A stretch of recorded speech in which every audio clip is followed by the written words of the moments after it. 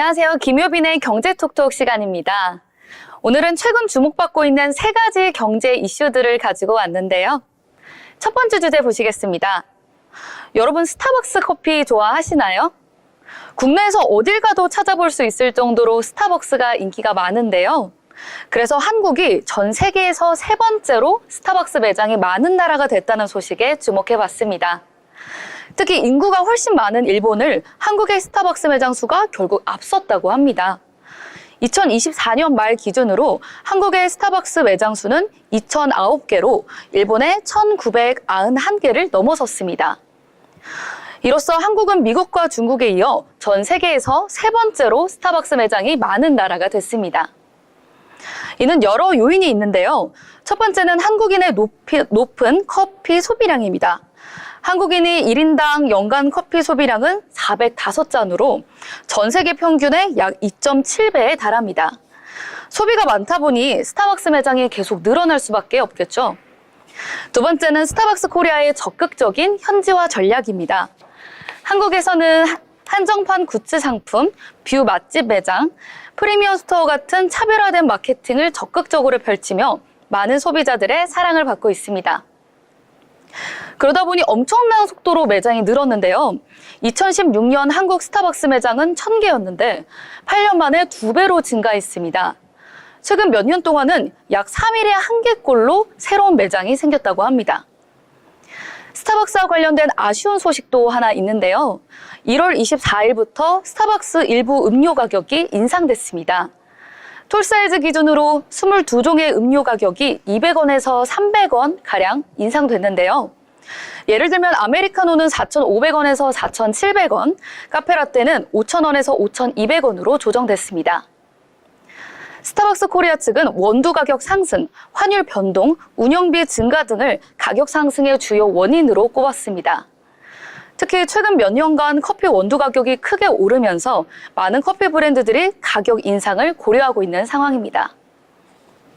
스타벅스는 이에 대한 대책으로 일부 음료의 가격을 유지하거나 할인 프로모션을 제공하는 등의 방법으로 소비자 부담을 줄이겠다고 밝혔습니다. 하지만 이번 가격 인상은 2022년 이후 3년 만에 이뤄진 것이기 때문에 앞으로 추가적인 가격 조정 가능성도 배제할 수는 없습니다.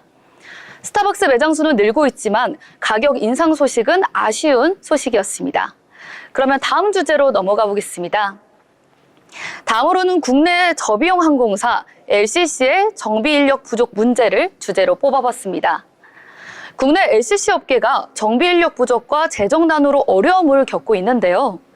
특히 정비사 1명이 담당하는 항공기수가 지나치게 많아 안전 문제가 우려된다는 지적이 나오고 있습니다. 현재 대한항공이나 아시아나항공 같은 대형 항공사는 정비사 1명이 평균 11대에서 16대의 항공기를 담당하고 있습니다. 하지만 LCC들은 그보다 많은 평균 17대의 항공기를 1명이 맡고 있는 상황인데요. 특히 일부 LCC는 정비사 1인당 20대 이상의 항공기를 책임지는 경우도 있어 과부하 상태라고 합니다. 정비사 인력이 부족한 이유는 코로나19 팬데믹 기간 동안 인력을 줄였기 때문인데요. 당시 항공업계는 승객 감소로 인해 구조조정을 단행했고 그 여파로 정비 인력도 크게 감소했습니다. 하지만 팬데믹 이후 항공 수요가 급격히 회복되면서 정비 인력 충원이 제대로 이루어지지 않았는데요. 그래서 지금과 같은 인력난이 발생하게 된 겁니다. 이러한 정비 인력 부족으로 안전 문제도 발생하고 있습니다.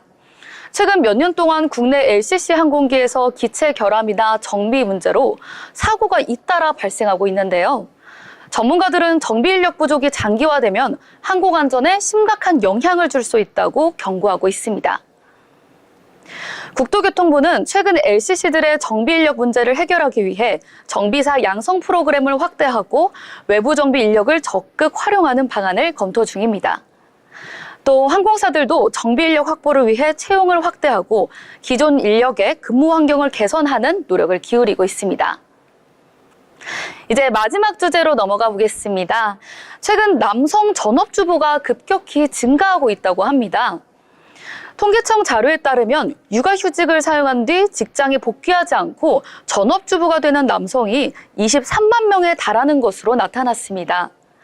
과거에는 남성이 경제활동을 지속하는 경우가 많았지만 최근에는 육아와 가사를 담당하는 남성이 점점 늘고 있다는 추세입니다. 이렇게 남성 전업주부가 증가하는 주요 원인은 육아휴직을 사용하는 남성이 증가하고 있다는 점입니다. 과거에는 육아휴직을 여성만 사용하는 경우가 많았으나 최근에는 아빠들도 육아에 적극적으로 참여하는 문화가 자리 잡고 있죠. 특히 기업들이 남성 육아휴직을 장려하고 정부에서도 육아휴직 지원을 확대하면서 남성들의 육아 참여가 자연스럽게 늘어나고 있는 것으로 분석됩니다. 하지만 육아휴직을 사용했다고 해서 모두 전업주부가 되는 건 아니겠죠. 많은 남성들이 육아휴직 후 복직을 고려하지만 현실적으로 직장에서의 불이익을 걱정하는 분들이 많습니다. 실제로 일부 기업에서는 육아휴직을 사용한 남성 직원이 승진해서 불이익을 받거나 업무에서 배제되는 경우도 있다고 합니다. 또 육아를 하면서 가정에서 보내는 시간이 길어지다 보면 가사와 육아를 전담하는 것이 더 낫다고 판단해 퇴사하는 경우도 증가하고 있습니다. 남성들이 전업주부로 전향하는 것은 가족 내 성 역할이 변화하고 있다는 것을 보여주는 대표적인 사례입니다. 과거에는 남성이 가정을 책임지고 여성이 육아를 담당하는 것이 일반적이었지만 지금은 남성과 여성 모두 가사와 육아를 분담하는 시대로 변화하고 있습니다. 하지만 여전히 우리 사회에서 남성 전업주부에 대한 인식이 긍정적이진 않습니다. 편견을 가진 시선이 존재하는데요. 일부 남성 전업주부들은 사회적 시선과 경제적 부담 때문에 어려움을 겪고 있다고 호소하고 있습니다. 그래서 대책이 필요한데요. 우선 기업 문화의 변화가 필수적입니다. 남성이 육아휴직을 자유롭게 사용할 수 있도록 승진 고용 안정성 보장 정책을 강화해야 합니다. 또한 정부 차원에서도 전업주부 남성을 위한 지원책을 마련하고 남성 육아휴직자에 대한 인센티브를 확대하는 등의 노력이 필요해 보입니다. 네, 지금까지 한 주 동안 주목받은 경제 소식들 전해드렸습니다. 다음 주에도 흥미로운 경제 소식으로 돌아오겠습니다. 지금까지 아나운서 김효빈입니다.